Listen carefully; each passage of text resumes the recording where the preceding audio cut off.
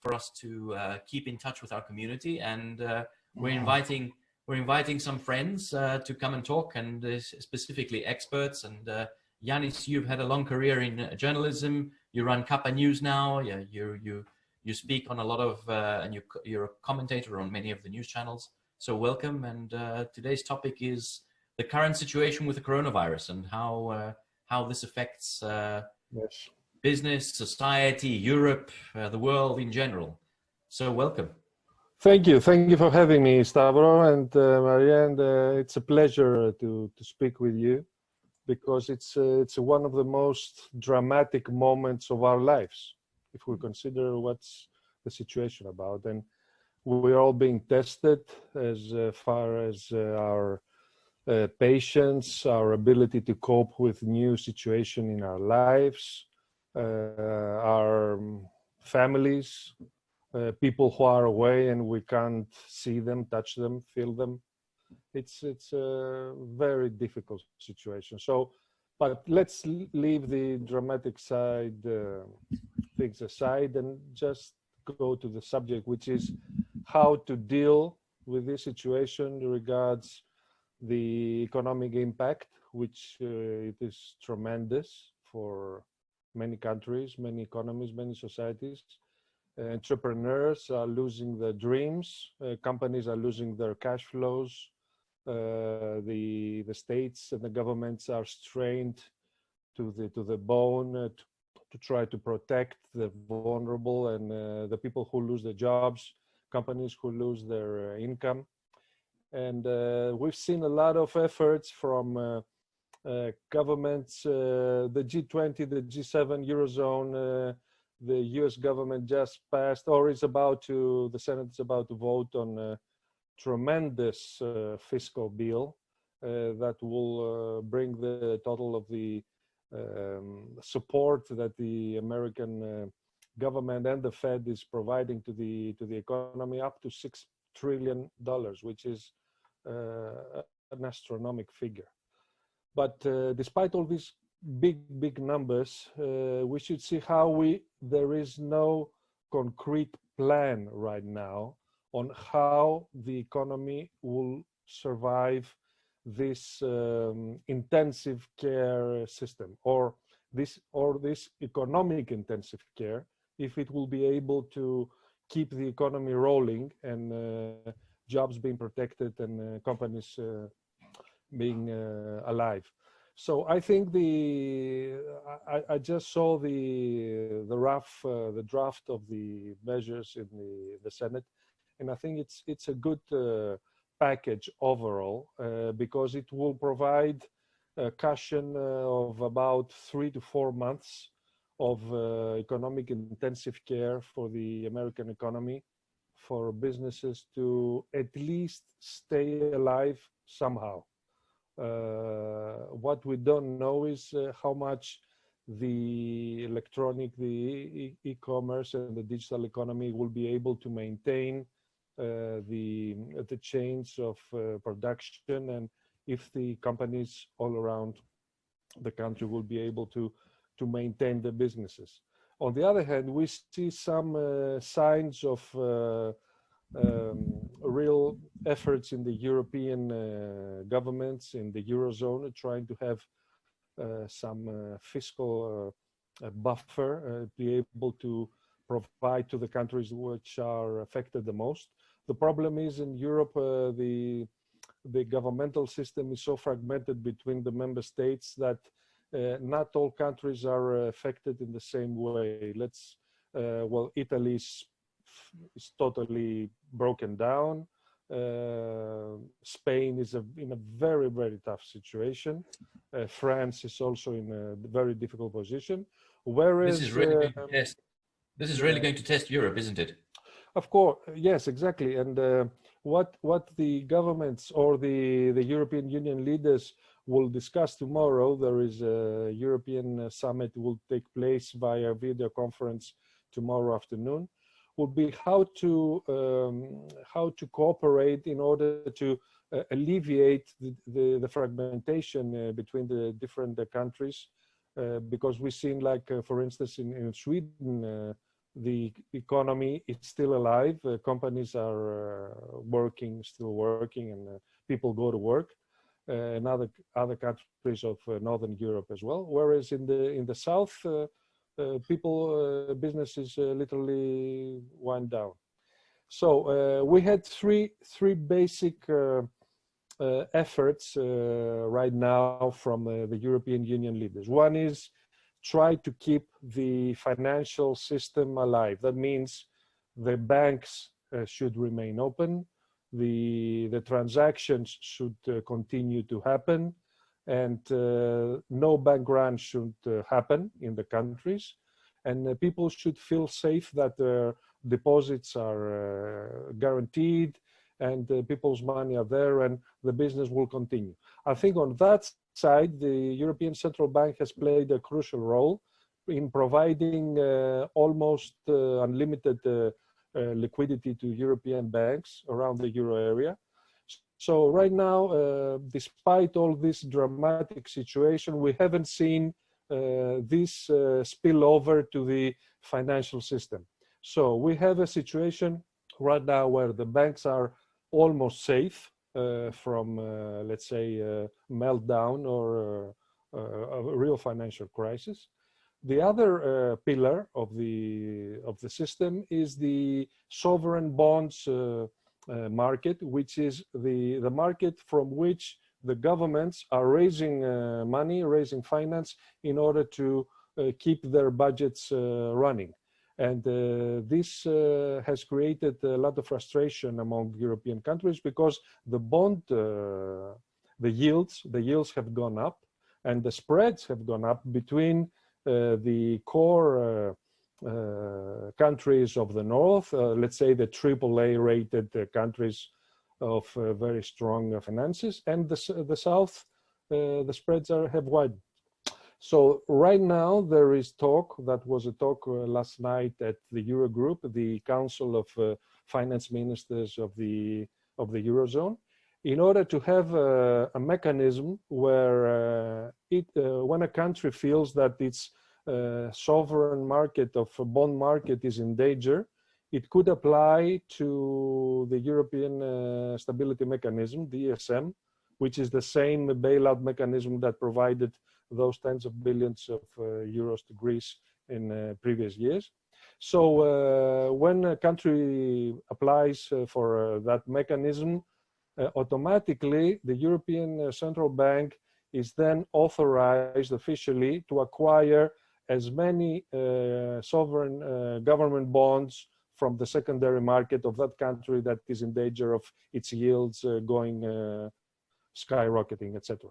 So it's like a guarantee mechanism that it won't happen again, the same crisis that happened in 2010 to 2012, where Greece, Ireland, Spain, and ultimately Italy faced a real danger of bankruptcy because they couldn't raise money from the bond markets. So I think this second pillar of economic stability will be stabilized with these measures that will be finalized tomorrow at the European Summit, the video conference. It will be you think finally... this might be an opportunity, whereas, I mean, it seems that Europe might be very, very tested and could potentially, I suppose, in a long shot, but potentially could cause such a big rift between the nations, but it could potentially also be a unifying factor. Yes, but we have to see how we come to that point. So to conclude, the second pillar, that means the governments would not go bankrupt like Greece went in 2010. This will be safeguarded, we hope so, and it looks like it's going to happen tomorrow. The third part, which is the most crucial, as well as crucial part almost, is the real economy. And this is the part that is more difficult in Europe, because Europe has very stringent, very difficult, the Eurozone has very tough measures regarding printing money, to say it a little. In contrast to the United States, where the Fed and the administration decided to print as much money as needed to keep the economy running. In Europe, this is not really possible because of the treaties, because of some economic dogmas of some countries which feel that we should not overreact to this crisis. So there is a real danger that some countries that have very sound finances and cash buffers, like Germany, which some hours ago, the Bundestag, the German parliament, passed a bill of more than 150 billion euros of support for the German companies and the German economy. Whereas other countries like Italy, for instance, or maybe Spain or maybe Portugal, are not in the same position to spend, to open the coffers and provide with the real economy the money that is needed to keep it running and keep it alive. So this is the ongoing situation right now, which will be discussed tomorrow and the weeks, the days after, how to keep the real economy alive in the most vulnerable European states. In the first days of this calamity, there was total fragmentation. There was, I think you might have noticed, there was a story about a shipment of masks that were not allowed to travel from Germany to Italy, etc., which was disastrous. But now I think we have seen signs of some solidarity, gradual solidarity being developed between European countries. The European Commission in Brussels is working in 24 hours a day in order to have very speedy public tenders for ventilators and masks and all this medical equipment that will be provided, even bypassing all the rules of the European Union in order to have all this stuff being manufactured on time, etc. Or tender process. So, I mean, there's some very difficult tender processes, especially at the European level, right? Yes, I think they're bypassing it now because of this alarming situation. So this is the situation right now, and but the problem is some people are very afraid of the future, and they don't know what's going to happen with the companies. I've seen some good signs of the Greek government reaction regarding, there's even talk of doing some restructuring of the Greek post-scheduled checks system, which is a vital part of the Greek companies' cash flow and financial point of revenue, yes, incentive. So there are good signs that the Greek government is responding in a way that it's not reassuring, but keeps some feeling that, okay, they're doing their job as much as they can. Of course, we're in a very tough situation on the medical side because Greece is very under-equipped regards ICU beds and units. We're in the process now of building and constructing new seats and new beds in ICU units around the hospitals of Greece. We're not at the situation right now where we can't afford to have people in the hospitals. We're not overcrowded yet, but there was an alarming incident yesterday because the new cases rose from 21 to 78, which is very worrying. Mm-hmm.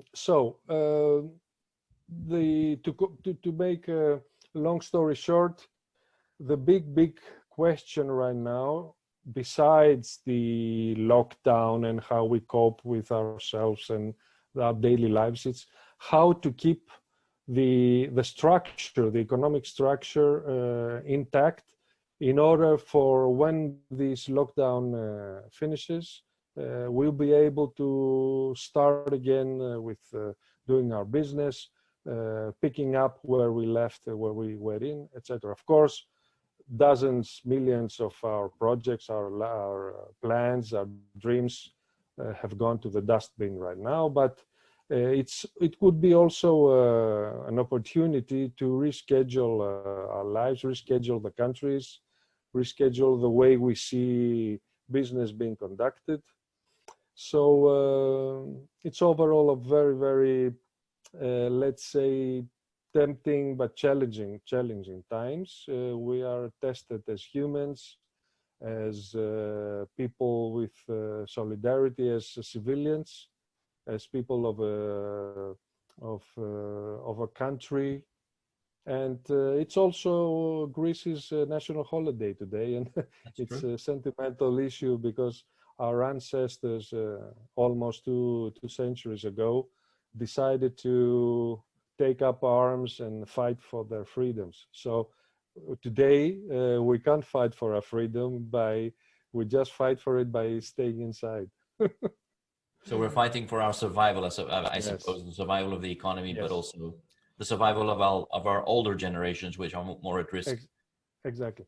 So, and the second topic I wanted to raise, and we can go on in discussing that, is the big thing that bothers me in the last 48 hours is what would potentially be the exit strategy for our countries to go back to business, which is a very tricky situation because as far as I've read papers from experts and doctors and scientists, it's very difficult to see how there will be a safe return to everyday life without a proper medication to treat the patients first, and second, if there is no vaccination yet, in order to be able to know that the most vulnerable will be protected. So how we exit this mess, it's not very clear yet. No one has a clear picture how it will be done. The most, let's say, realistic approach I read the last few hours is that there will be on and offs in our lockdowns. We'll go out of a lockdown in, let's say, 1 month or 6 weeks from now. We'll spend some weeks trying to revitalize our lives and economy, and then if the numbers go up again, then we'll go back into lockdown. It will be like that for months, many months to come. So whoever on the numbers and statistics, I suppose. Yeah, whoever thinks that this is something that will just phase out in the next 2 or 3 weeks, I think it's fooling himself. And the President, Mr. Trump, who said people will spend their Easter with family, etc. I think it is ridiculous. Yeah. You're So right. Until there's a viable medication for this, or there's no way that life will continue, because it's just going to flare up again, isn't it? Yes. Okay. Now we are more trained. As every day passes, we get more trained on how to approach social life. I've been twice to the supermarket. I had my gloves, and I tried to keep social distance of 2 meters from everyone. I kept almost exact amount of money to pay. I didn't want any change. I left the change to the people there. So I left many of my plastic bags outside for 1 day. Well, okay, maybe some not so safe, but it's the least I could do in order to minimize the risk. So we'll be more trained in the way we approach things once we go out of this lockdown. But the risk will be there. It won't go away in 4 or 5 or 6 weeks from now. Yeah, to be frank, I mean, I can't see any quick way out of this. Specifically for our business, we've seen a complete shutdown, and revenues are, well, I mean, not completely dead, but we have got some contracts which keep us floating. But we're seeing, I mean, it's certainly the economy cannot survive like this with just e-commerce at this stage. I don't think that the logistic systems are there in order to facilitate, the economy to run in this way. So yeah, it's interesting times, and you're right. This is a good opportunity for us to rethink and reset, perhaps. So I mean, we're talking literally all the time about new opportunities, new ways to rejig our business, and these talks are part of that, right? Keeping in touch with everyone, Yes. and getting our friends to talk to each other.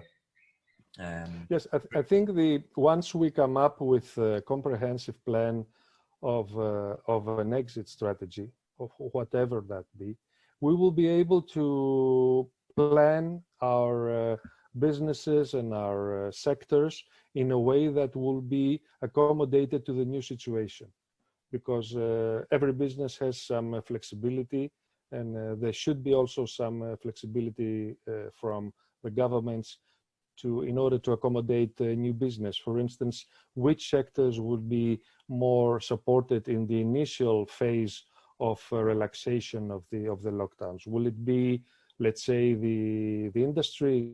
Will it be manufacturing? What about the service sector? How can we work under the new situation? So all this exit strategy needs to be worked out in a smart way, and also a flexible way, in order to keep things running. And we haven't seen that happening again. I've been having talks with some people in the government, and they start realizing that they need to come up on a way how to go out of this situation. Until now, they are trying to mitigate the damage. They're trying to I think they're firefighting right now. raise awareness to the people to stay inside. Yeah. Okay, this will go on for a few days now. Now, I think most of the population has realized that they should stay in, etc., etc.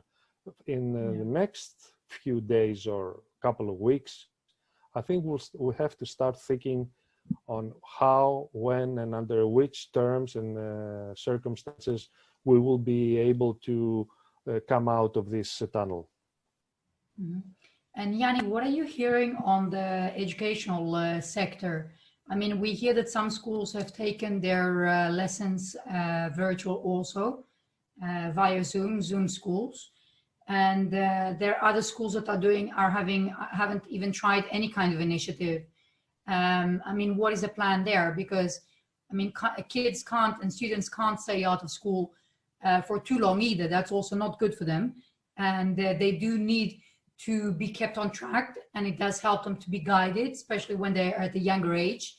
I mean, just asked our oldest one's doing lessons since Monday, every day between 8 and 2.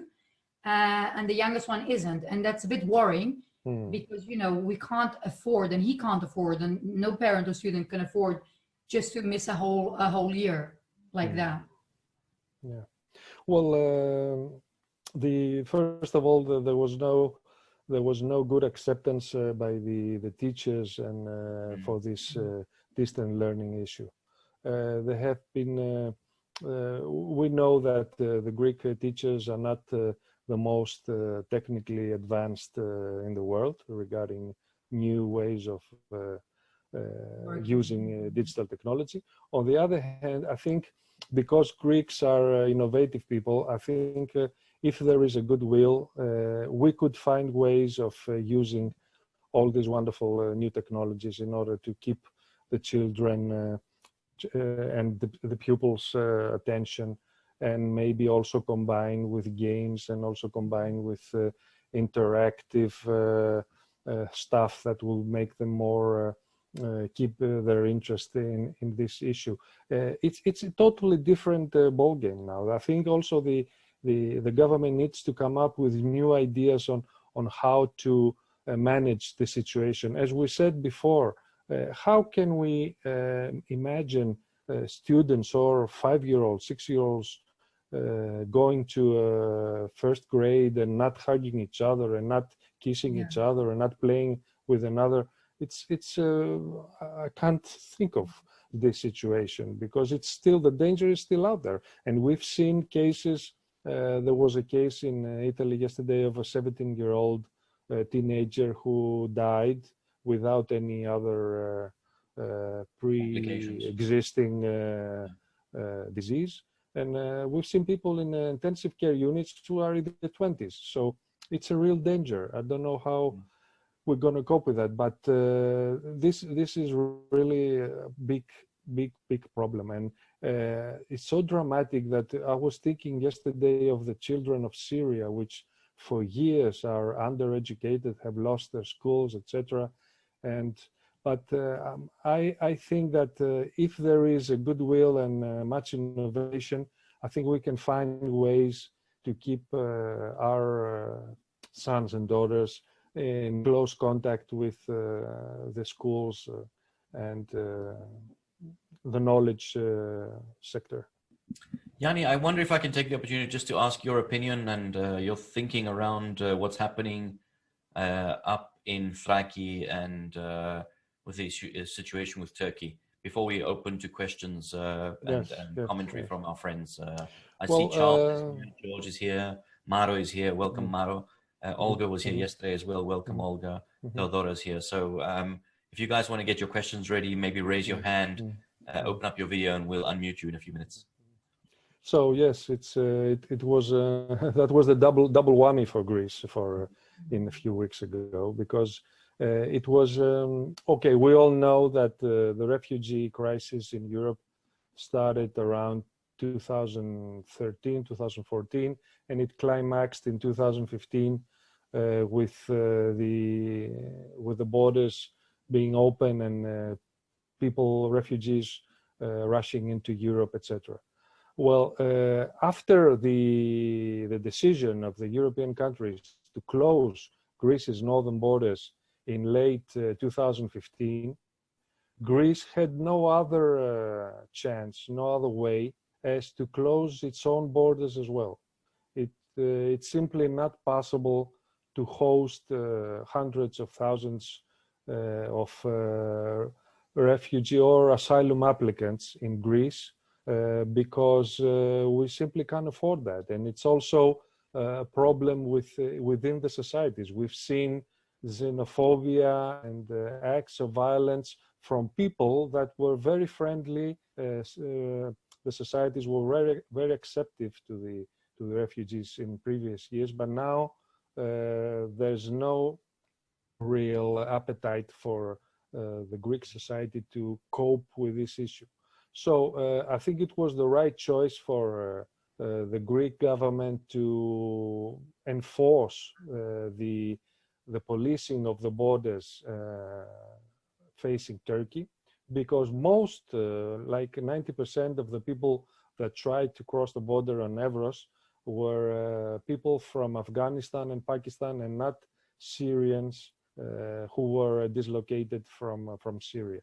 The other thing is that since the war in Syria is literally in a standstill or in a deadlock right now, we should be more trying to find a solution there in order to have all these 3.5 million people of Syrians go back to the country in safety, in a democratic Syria that will be inclusive and will tolerate both sides, let's say the Sunnis and the Alevis and the Shia and all the stuff, and not be able to have to try to have settle scores with the Assad regime, which we know he's a war criminal, he's a beast, but he's the reality right now, and we have to see how we can find a way to have all these people go back to their homes. Not all of them will eventually try to do that, but there's no way that Turkey will be able to maintain with 3.5 million of refugees there. So I see much efforts trying to push the problem to the neighbor rather than trying to find a solution in the source of the problem, the well of the problem, which is Syria. So despite of all these harsh images from the borders that the Greek police was pushing back with water and gloves and even use of violence, I think Greece had no other choice rather than across the border.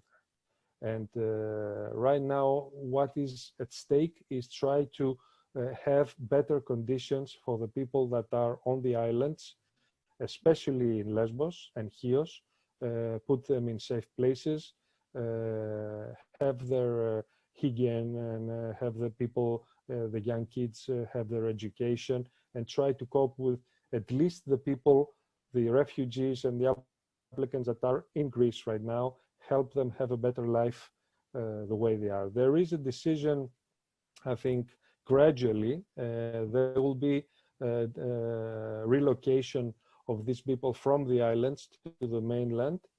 It started 3 days ago with around 450 people from Lesbos, and will continue until the population at the disgraceful Moria camp goes down from around 40,000 to around 20,000 people.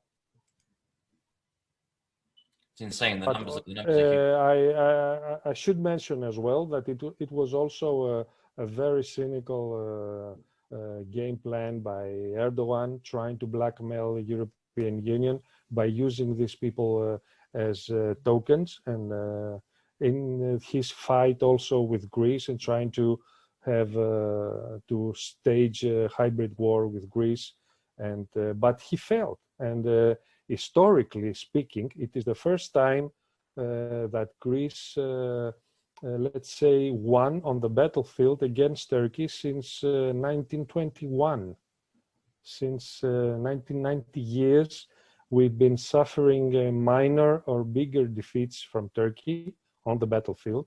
Let's say Cyprus, let's say Istanbul 1955, 64, people have gone out of there, Cyprus 1974, then several incidents in the Aegean. And it was the first time that really Greece stood up to Turkey. And this is really, let's say, very good also for the sentiment of the people to realize that once they believe in something, they have a government that has a comprehensive plan to defend its sovereignty, they can be successful.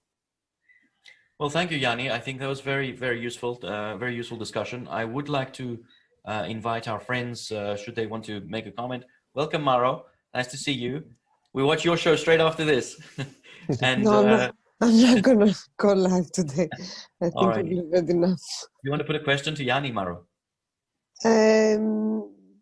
Concerning, first of all, you said we have 40,000 people in Lesbos. That's not accurate. Mm-hmm. We have 20,000 people in Lesbos. No? 40,000. In Lesbos? Yes. Then how many do we have overall? I think we have 42,000 on the islands. 70, around 70,000 on the islands overall. Okay. Concerning moving them to the mainland, I've heard the conditions in which they're moving them are not okay. So if you have, if you have the coronavirus around and you're moving people in this situation, let's not discuss the situation that the people were repatriated from Barcelona. I don't know if you've been following. Yes, they're in quarantine in a hotel right now. Yes, okay, but can I go into that subject or not? Yeah, okay? Sure. So I have a friend who was on the airplane. She came from Barcelona, and she told me the National Health Organization asked them to find masks and gloves on their own before arriving to the airport and get to the airport wearing the masks and the gloves, yes? First of all, in Barcelona and everywhere at this moment, there is no possibility of finding a mask. So they made it clear that it's in their best interest to be wearing masks, because obviously when Mr. Chordas, Professor Chordas is saying that we should all be treating ourselves as a potential carrier of the virus, yes? So if you have 200 people on an airplane and you don't know who these 21 that came out they are carrying the virus, then the only logical thing to do is put masks on everyone, Of course. So they asked everyone to find masks. Of course, they couldn't find masks, but they didn't think to send them with a courier to the airport in Barcelona and have them waiting there for the people so they can wear them. Then they went on the airplane. Some of them wore masks. My friend specifically was sitting next to a person who was found positive. Oh. Okay. Yesterday they said that they're going to inform them about next steps, especially people who were sitting near. Mara, are you referring to the repatriation of Yes. 200 Greeks from Barcelona, yes. right? So she was only informed that she's negative and she can go home.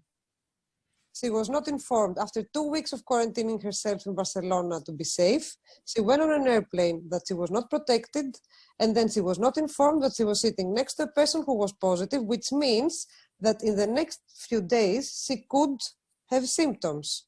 What if this person doesn't have another place to stay and she has to stay with her parents? Of course, they gave them the option, I hear today, to stay in the hotel as well. But what's the point? Why is it so difficult when we're doing so great and doing everything so early to think of this minor detail of sending the masks to Barcelona to give them to the passengers? And from Madrid, I saw a post of a passenger who said how amazingly the Greek government did, because once they reached the airport of Athens, and not before, once they reached the airport, so after the flight, they provided them with masks and glass masks.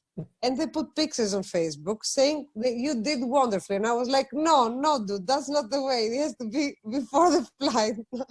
So I see that we have acted so fast, and there are small details that can really make a difference, and we're just not, I don't know, we are not following them. And then when they're being asked by journalists at the press conferences, if that's the right way to say it, they just deflect. They don't answer the full question. Yes. Obviously you're right, of course. And you bring up a very good point, which is we shouldn't overreact to the situation in who is doing best his job, etc. Of course, there are many deficiencies around. The state was not prepared for a biological emergency.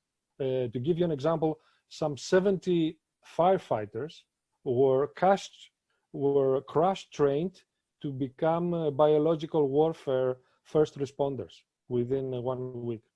And now they are at the civil protection unit. So there was no plan for something like that, absolutely no plan. And it was like the Greek way of trying to innovate stuff the last minute. That's why most of us say that the response was good, because we know how deficient and how bad the situation in the Greek state was. But of course, you're right. This is absolutely, let's say, negligence from the Greek state to have all these people fly with that protective gear. I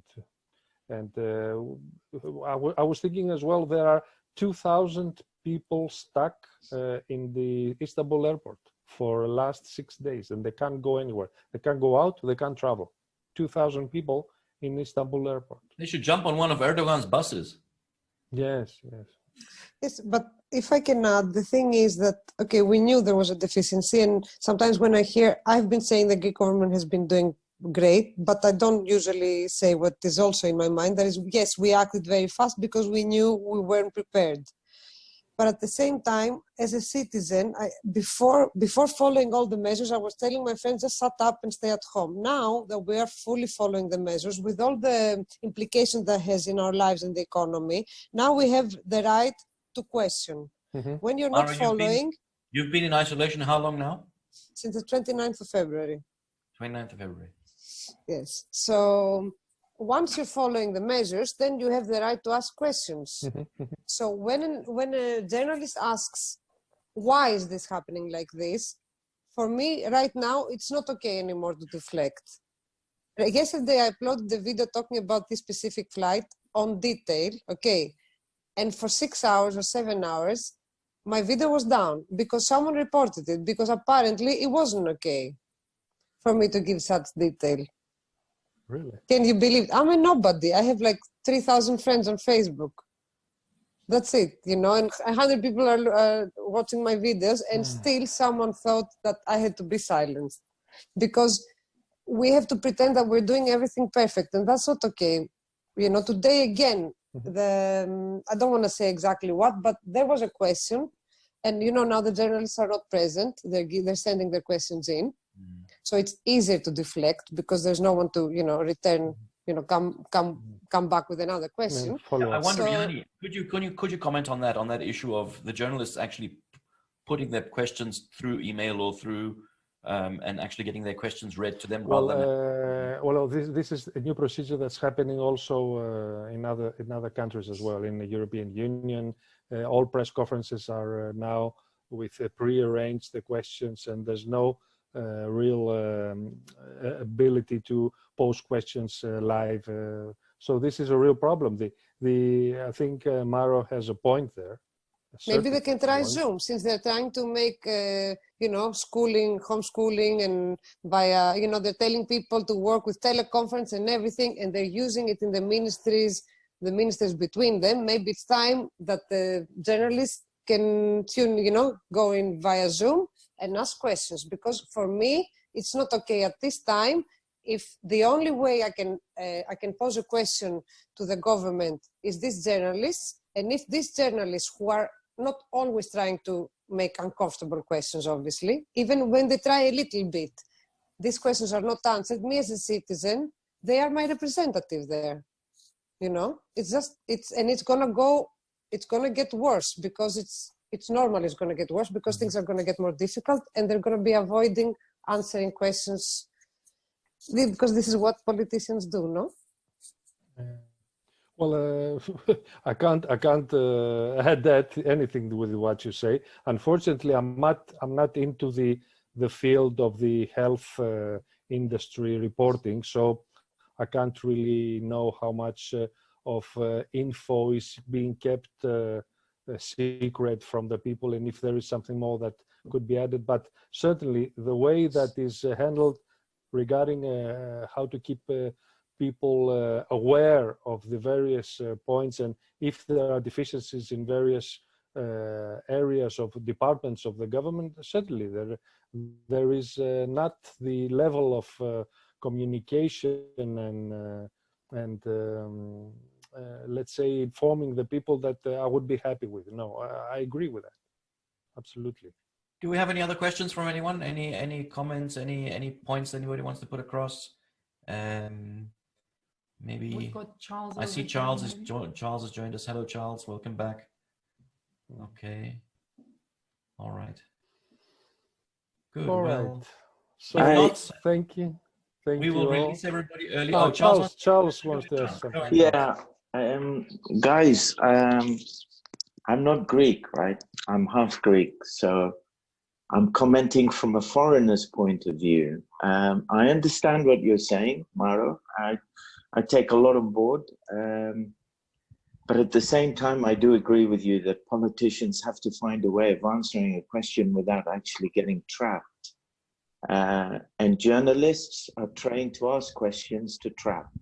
So the two are probably playing a chess game, which is frustrating. I totally understand. But one thing I would like to say, it's an observation. I'm not really asking Yanni a question, but I have something to mention to Yanni in a minute. What I would say is, as a Brit pensioner living in Greece in the last few weeks, months, I would prefer to be here than to be under Boris Johnson. Okay? And the other thing is that we have our kids living in Jersey in the Channel Islands, which comes under the UK, but has its own government. And they are still not locked down. Okay? So I think your guys being your current government, your current authorities, with the SMS to go out, with the passport, etc., are doing a pretty damn good job. For somebody of my age, and I'm nearly 68, I feel more secure here than I would do in the UK. Okay? So that's one point. I totally agree with your frustration, however. Your point on the guys flying home, I don't know, I might be wrong, but I would have thought it might be up to the Spanish authorities or somebody from the departing country to provide because you're actually sending people out of your jurisdiction into somebody else's jurisdiction. In my book, it would have been up to either the airline or the authorities. It's a very tricky question. It's a very tricky area, but I totally agree with what you're saying. If you're sitting next to somebody who's got it, you know, I find that bizarre. You either separate them completely. If you know that they're confirmed, it's like the old days on the plane, the smokers and the non-smokers, or, you know, you don't allow people to go who have it with people who don't have it, if you know. I think they weren't tested. The people who traveling were not tested when they boarded the plane. Yeah, fair enough. But then is that up to the airline, the country of jurisdiction? Miles, I think it boils down to who's accountable at the end, and yeah, you know, whether you can hold the country that is sending the passengers accountable, or whether you can hold the airline accountable in these situations, in a situation which is as desperate as it is in Spain right now. I think it would really be a long shot if you could hold them accountable. So the receiving country, Greece, probably took the decision saying, well, we can't hold them accountable. Can we test them 14 days beforehand? Probably not. I would agree with Mauro that you know, masks, at the least masks, but certainly segregation within the airplane, or maybe taking temperatures and saying, you guys have a higher temperature, sit in the front of the plane, you guys have a lower temperature, sit in the back of the plane. I mean, there are protocols, and maybe this is just a case of an emergency situation where, you know, you just pile bodies into the plane and get them back home, because on the one hand, families calling these, you've got pressure on the home side. It's not an easy situation for anyone. I don't envy these people's jobs, to be honest. No, I definitely don't envy. I certainly don't envy the people in the front line. I have maybe a little bit of envy for the politicians, if they're being honest, completely honest with everybody. But the people in the front line and the people who actually had to put these people on the plane, I certainly don't envy their job. And I think in international law, the airline is accountable. So if you're inebriated and you had too much ouzo and the Aegean puts you on the plane, they're accountable for that, or BA or whoever. I don't know when it comes to coronavirus, to an illness, etc. It's a very difficult. But this was a repatriation flight, and the mistake of the National Health Organization, okay, is at least if you can't provide the masks, don't call people and tell them to find their own masks, because you're telling them you need the mask to travel. It's in your best interest. But me, I can't provide. Or call the airline, or call the airport in Spain, or call the government and say, can we have 300 masks? We know you don't have enough. We're going to send them to you tomorrow via UPS. We're going to send you back all the material we used. You don't put your people on the airplane and then tell them, now I'm going to test you. It just doesn't make sense, you know? Did you guys see the video on YouTube this morning? There was a YouTube video of an Air India flight where the pilot escaped the airplane from the front window because the inside people were coughing in the back. So he didn't want to go through the thing. So he opened his window and he climbed out of the. So yeah, I mean, there are worse situations, Mauro. Yes, of course there are. But yeah, okay. I mean, in Thessaloniki today, I've just seen on the TV, 1,579 people have had to pay 150 euros. Fine. I don't know how many people have been fined in Athens. Okay. Well, I've been to work 3 times now since the lockdown, and I haven't been stopped yet. Okay, yeah, same. Same here. I was dispatched as well. And by the way, just to, because it's too serious, this thing that goes on and on, you realize that more men are dying than women. And I can tell you why, because every time I'm sent out to do the shopping. Beginning, I read a couple of weeks ago, I read an article that was about Italy that was saying that the reason more men are ill is because they travel more and they work more. And I don't know. But I have a question. More stress. Do you think we're going to see in the next year, before the next wave, do you think we're going to see internal migration in Greece? it will depend on the previous topic we raised with Stavros about how the exit strategy will look like and which sectors of the economy will start working again.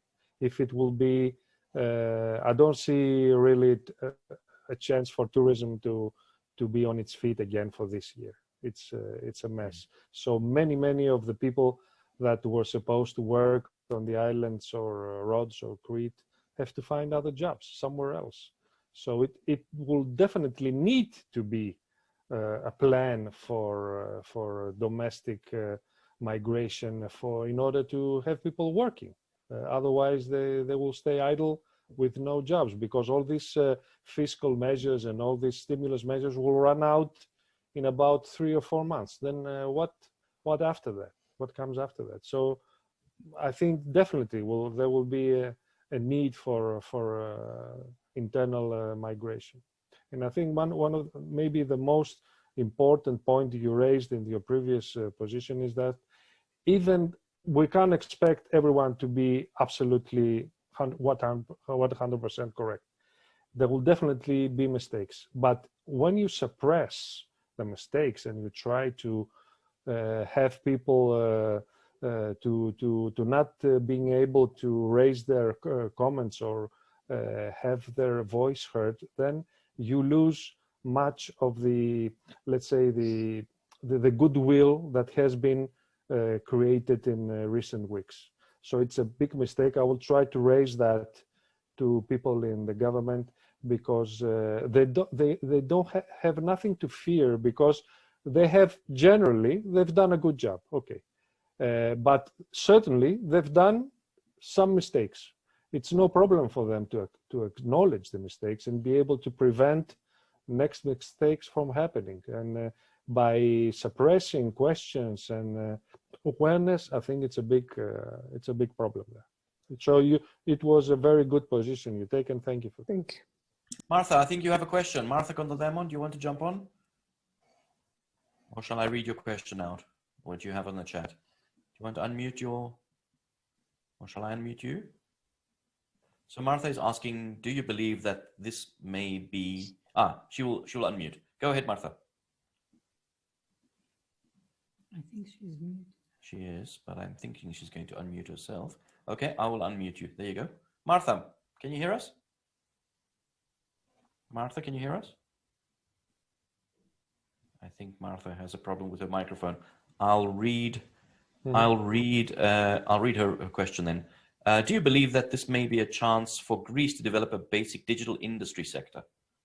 So I would argue that there is already a basic digital industry. Whether it will be strengthened or not, I think it's a great opportunity. And if you're talking about internal migration, I can't imagine of a better opportunity, as much as cynical and tragic as it may sound. This situation, it's a tremendous opportunity to have Greece, let's say, have a leapfrog in part of the digital commerce.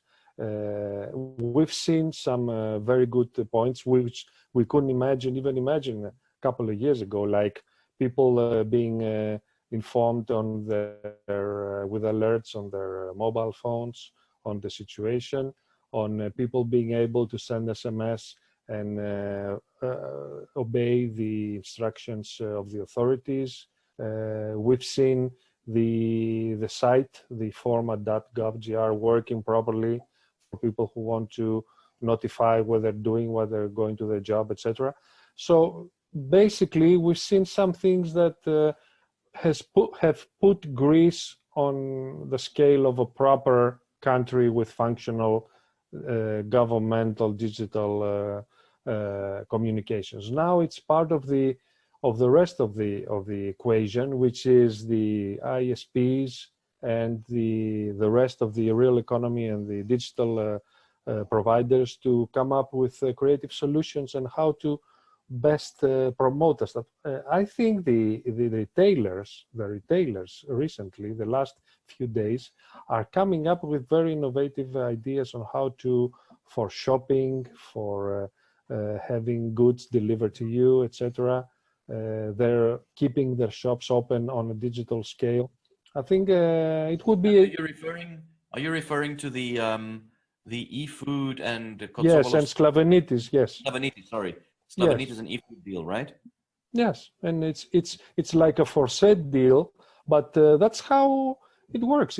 We're in a war economy right now, and the situation, the reality, will impose its terms on the economy. So it's definitely a great opportunity. Absolutely. I think that people will have the opportunity during this time. I mean, if there's one thing people can do while they're stuck at home between four walls, is to sit and reskill. Use whatever time they have to learn a new skill, learn programming, learn how digital skills, understand what the gig economy looks like. You know, use Udemy, use Udacity, use Coursera. For instance, I will tell you from my previous job in the entertainment industry, I've seen a lot of people now going online and having creative shows online, and there was even a stage play, a theater yesterday, live on YouTube with 5 cameras, live broadcast of a very high quality stage play in Athens, which was broadcasted on YouTube live. So we'll see innovation from places we haven't even imagined yet. And I think the mainstream corporations will have a hard time coping with new ways of innovation that will come up from citizen society, etc. So it's interesting times from that side. We certainly do. We live in interesting times. And Yanni, I want to say thank you very, very much for giving us your time and your insights. Thank you, Olga. Thank you, Maro. Take care of yourself. Thank you. Everybody else. Stay safe. Everybody else for joining us this evening. And perhaps we'll see you on another one. We have another one tomorrow evening, I think. We have another one tomorrow with Stephanie Berden. Stephanie Barrett, yeah, she'll be talking about zero waste. So we're taking some of our meetups that we have normally at the Cube, and we're going to put them on this forum as well. But when we don't have a normal meetup, we'll invite a guest like Yanni and a local expert or an international expert to talk with our crew and our online family. So Yanni, thank you very much. Thank you guys. Thank you. Care. Very interesting. And we're going to restream this at 10 o'clock tomorrow morning on the Facebook page. And good luck and good night. Good night. Good night. Bye, Zito Yelas. Bye bye. Zito Yelas. Zito Yelas.